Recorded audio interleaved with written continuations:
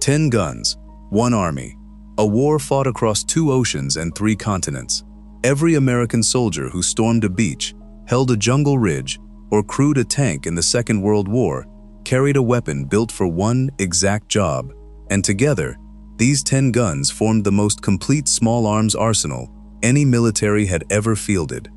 Some of them are still in service today, more than 80 years later.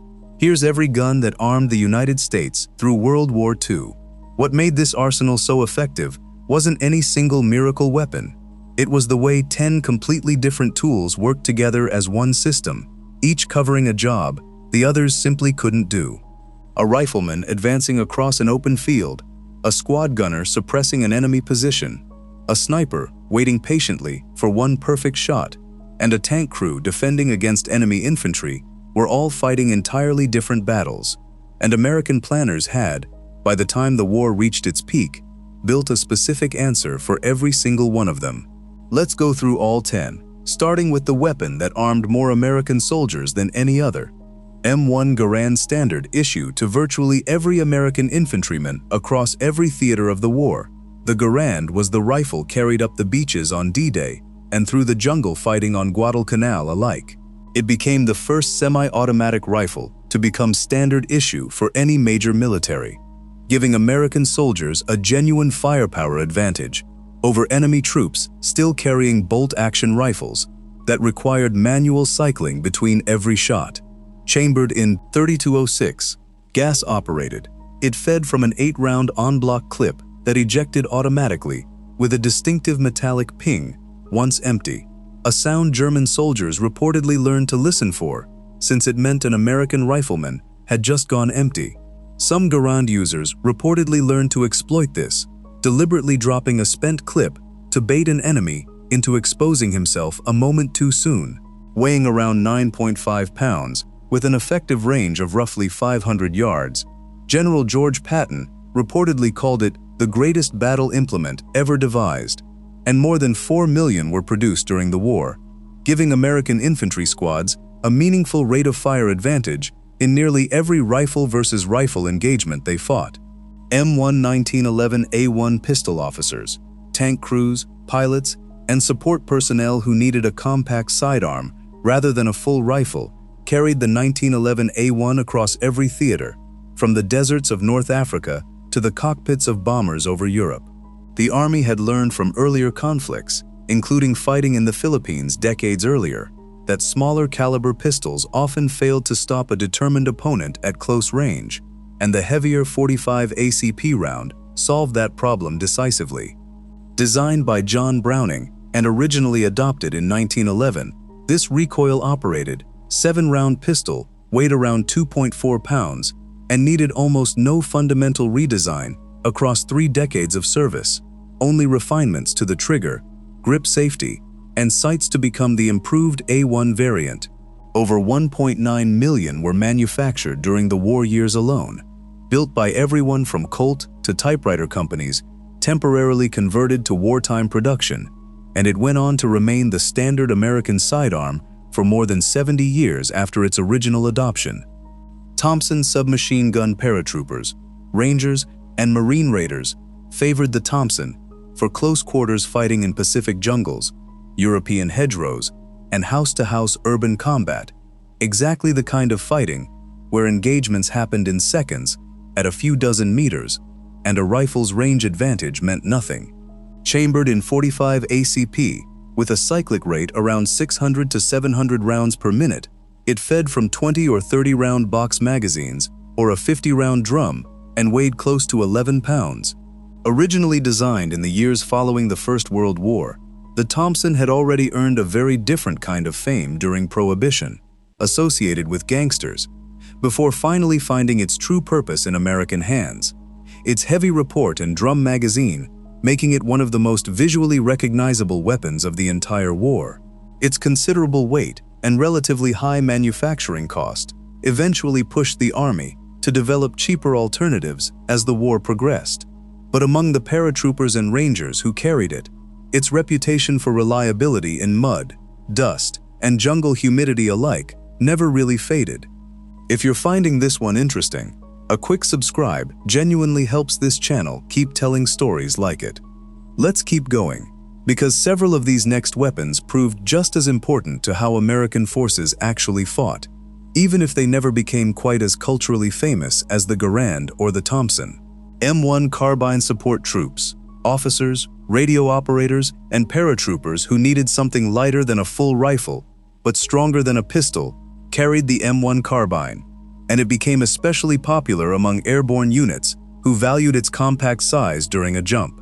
The Army recognized that a huge share of soldiers, truck drivers, artillery crews, and headquarters staff needed real self-defense capability. Without the weight of a full-sized infantry rifle, they would rarely need at extended range. So a purpose-built intermediate, 30 caliber cartridge bridged that gap. Gas-operated semi-automatic, fed from a 15-round magazine, and weighing barely over 5 pounds, more than 6 million M1 carbines were produced during the war, making it one of the most widely manufactured American small arms of the entire conflict.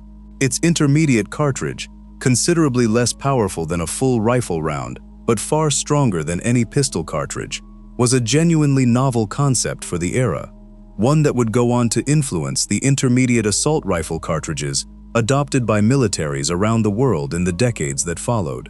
Browning Automatic Rifle, BAR. One issued per infantry squad, the BAR provided mobile automatic firepower during both advances and defensive stands across every theater, from the Italian mountains to the beaches of the Pacific.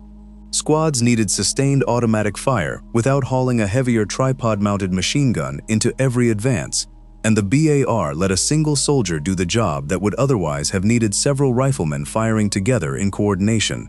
Chambered in 30-06, gas-operated, selective fire, fed from a 20-round detachable box magazine, it weighed close to 20 pounds loaded. Originally developed in the closing months of the First World War, the BAR gunner was typically considered one of a squad's most valuable members, and losing him often meant losing a huge share of the squad's total firepower, which is why other soldiers frequently organized their tactics specifically around protecting and repositioning him during an advance. M3 Grease Gun.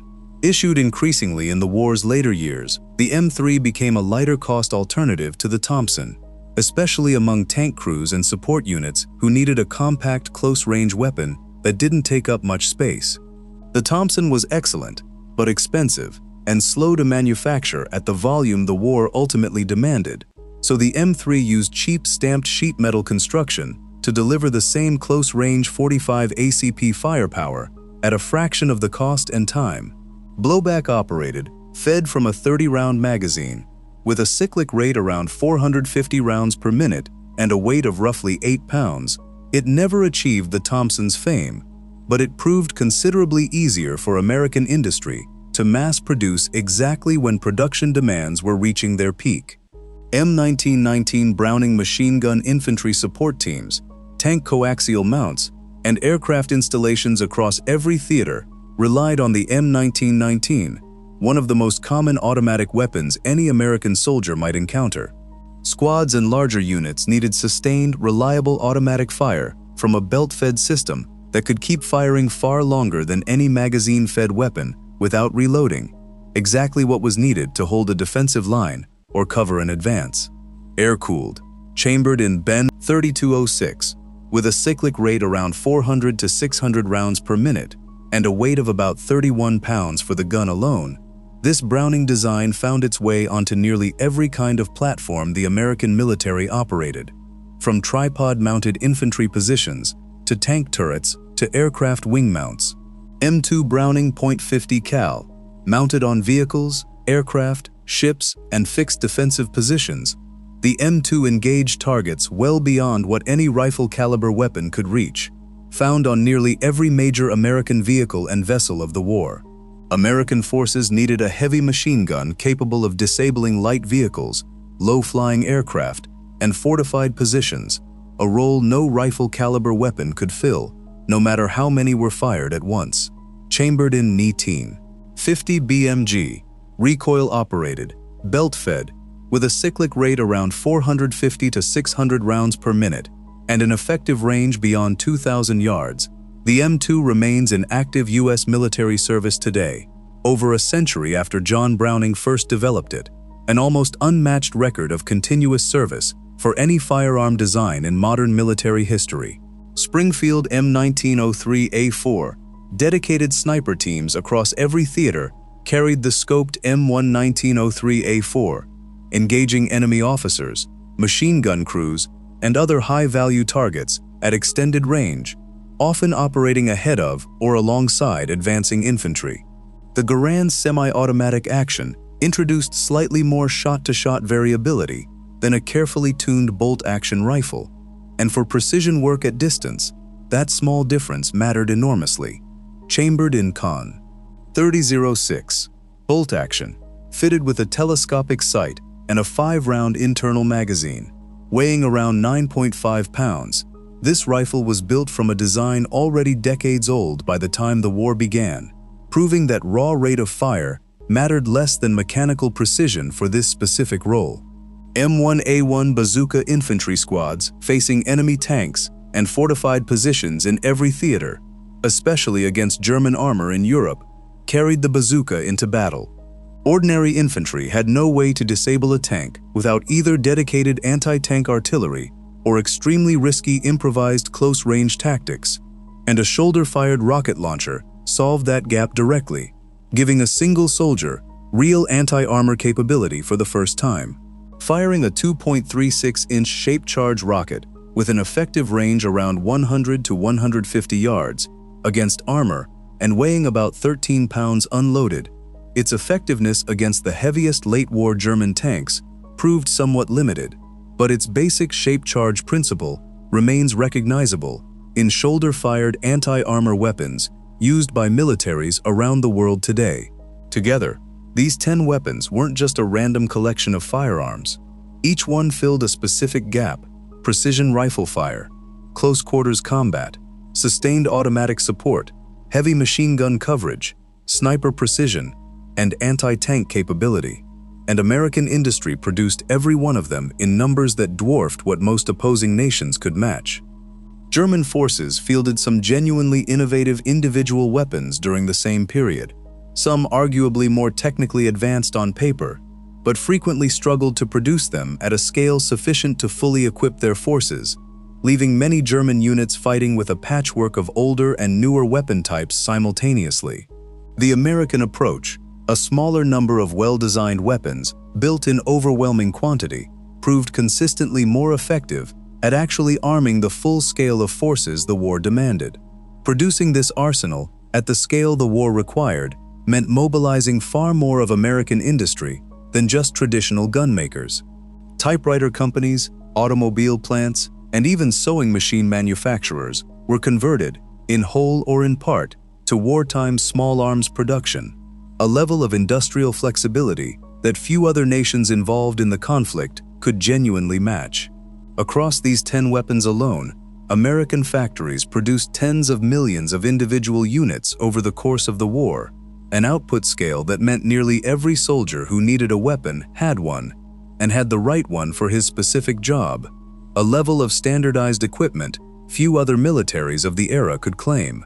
This mobilization extended well beyond simple assembly line conversion, requiring entirely new supply chains for raw materials and new worker training programs to teach precision manufacturing to people who had never built a firearm in their lives, a genuinely unprecedented partnership between government and private industry that many historians consider one of the defining achievements of America's overall wartime effort.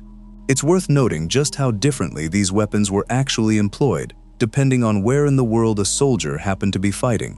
In the Pacific, where combat frequently occurred at close range in dense jungle terrain, weapons like the Thompson and the BAR proved especially valuable, their close-range firepower suited to engagements that might unfold at only a few meters distance with almost no warning. In the more open terrain of North Africa and parts of Europe, the Garand's longer effective range and the Springfield sniper rifle's precision gave American riflemen a genuine advantage in engagements that could stretch out to several hundred yards. This kind of theater-specific tactical flexibility, made possible by having a genuinely varied arsenal, rather than a single standardized weapon for every situation, gave American commanders considerably more room to equip their units according to the specific demands of wherever they happened to be fighting. Several of these weapons never really left service. The M2 Browning and the basic 1911 design remained in American use for decades, with the M2 still standard issue in the American military today, more than a century after its original design.